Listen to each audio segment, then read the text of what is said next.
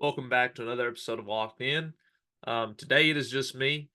I finally am back home from GDay down in Athens, Georgia, and going into GDay, Georgia's spring game. There's a few things that I came in to look for specifically. Notably, wide receivers, because last year, we had some young guys in, some new guys in the system. So I mean, like wide receivers wasn't as big of a thing as it was for like tight end with Brock Bowers. That was a big point of our offense.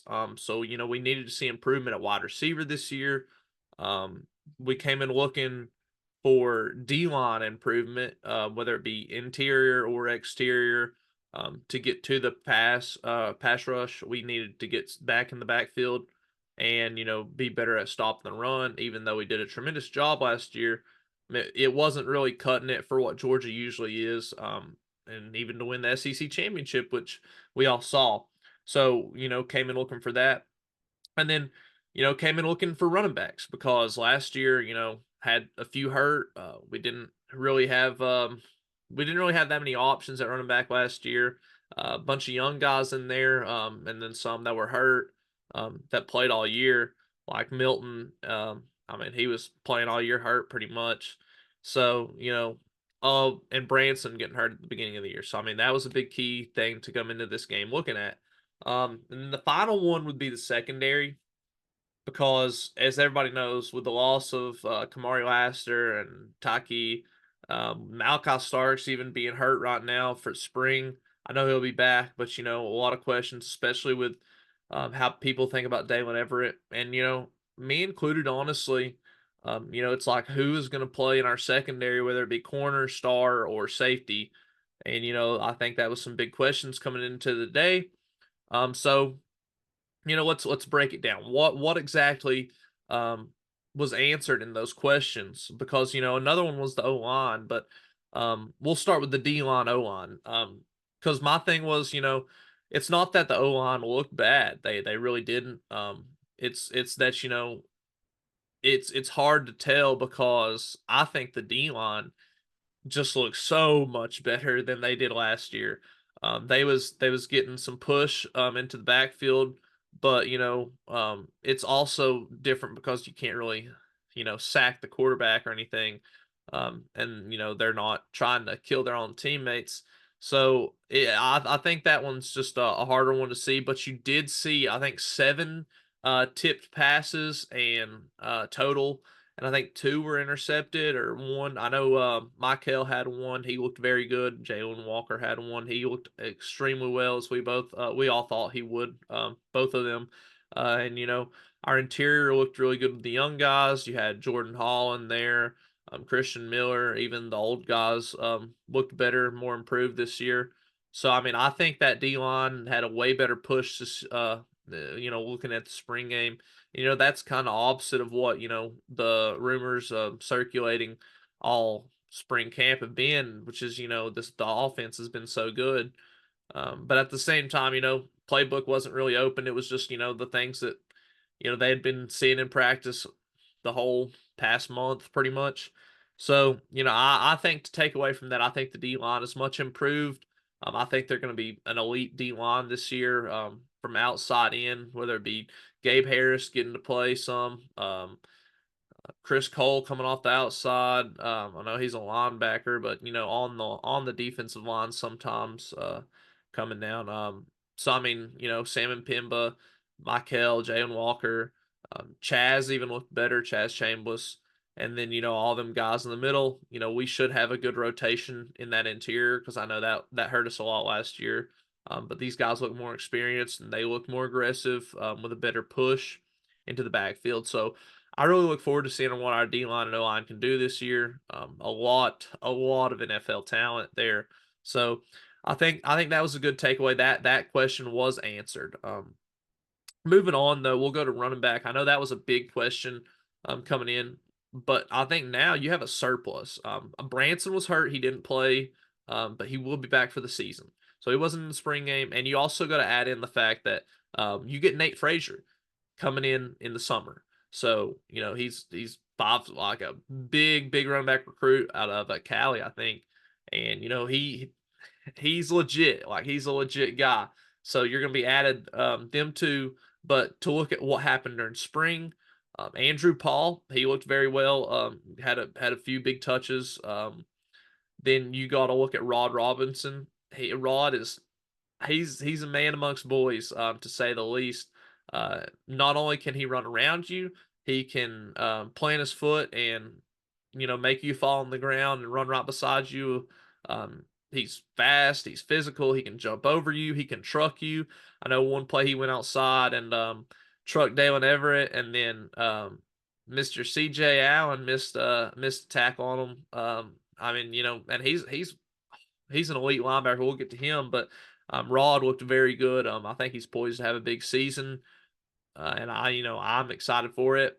And then a lot of talk about what's going to happen with Trevor Etienne because of his off the field issues right now. Well, he did get to play, and he looked very explosive. He looked like probably our most explosive back there today. So I think a lot of good things coming out of him. He's gonna be very good in the pass catching game. Just a certified ball catcher. So I think running back. I think that's gonna be locked down this year. Got four at least reasonable options to start. And with split back, you usually need at least two. So I think four's an abundance, or maybe even five you could classify. So I think we're gonna be pretty set at running back this year, just looking from the spring game. Moving on though, staying on that offensive side, you look at wide receiver. Um, I think I think it's going to be pretty tough to guard these wide receivers this year. You have Raw Thomas and Dominic Lovett back again. With more experience under the belt, more time in the system. They look to be very good. Say I know new transfer on Humphreys. He wasn't, he didn't play but a few like limited reps later on in the game. So I mean he didn't look too impressive, wasn't utilized much. So I mean I don't think he'll make an impact this year, but in the future I definitely think that's an impact player. Looking at it though, Dylan Bell, he is what we expected. You know, he's a guy. I look forward to seeing Dylan Bell in the system this year. Arian Smith, I think that he wasn't utilized as much as Anthony Evans. Anthony Evans is a way better pass catcher, and he's maybe not as fast as Arian, but he's a track guy. But he's more of a football track guy. I think he'll be fine. So Anthony Evans, that's a big takeaway. Dominic Rah, and then I think the biggest takeaway is Colby Young. What a guy.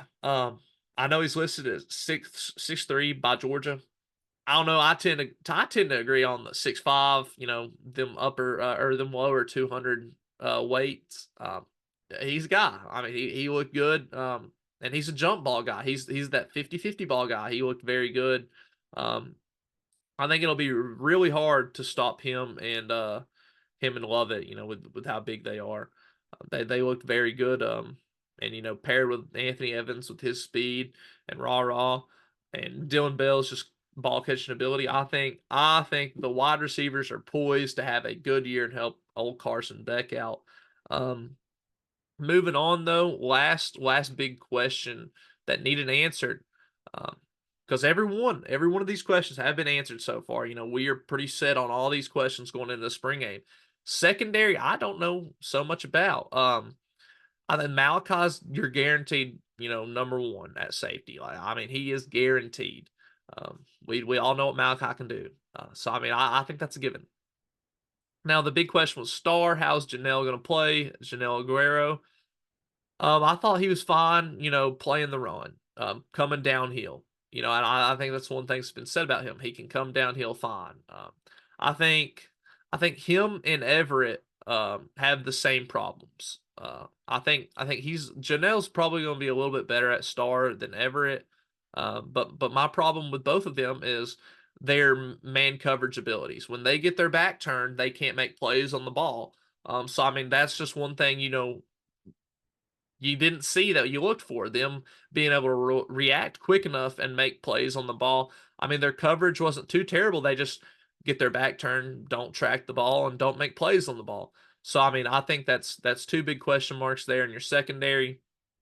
I think Star might even go to KJ. KJ Bolden. He played a good number of snaps, especially with Malachi being hurt.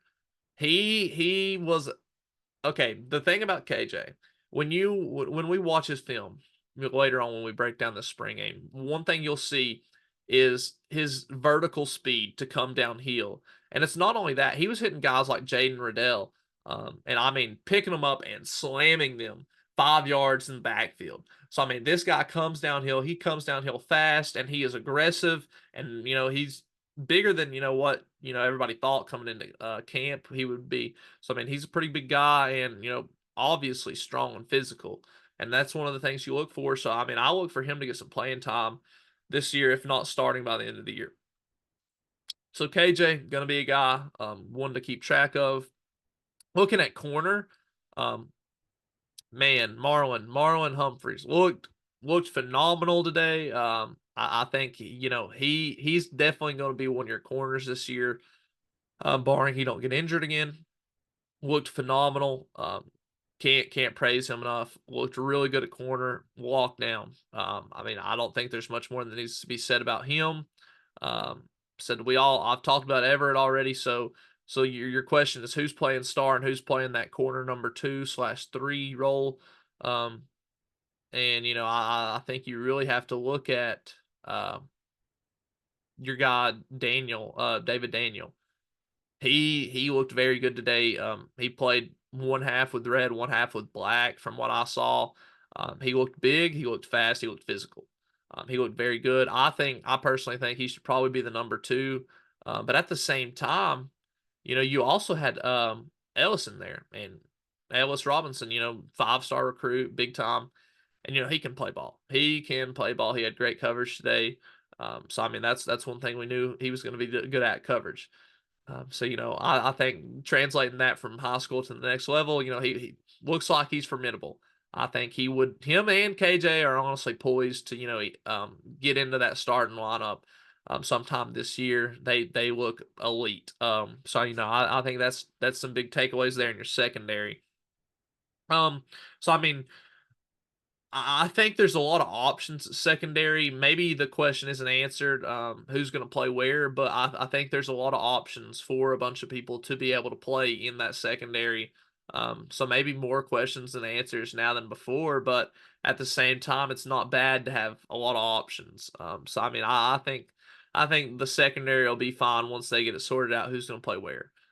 So I think all the questions were pretty much answered except for the secondary. And the secondary, I think that will be answered by Clemson, if not a little later on. But you look to see KJ get some playing time, or even Ellis in that game, and see what they can do against the big boys out there in their first collegiate game.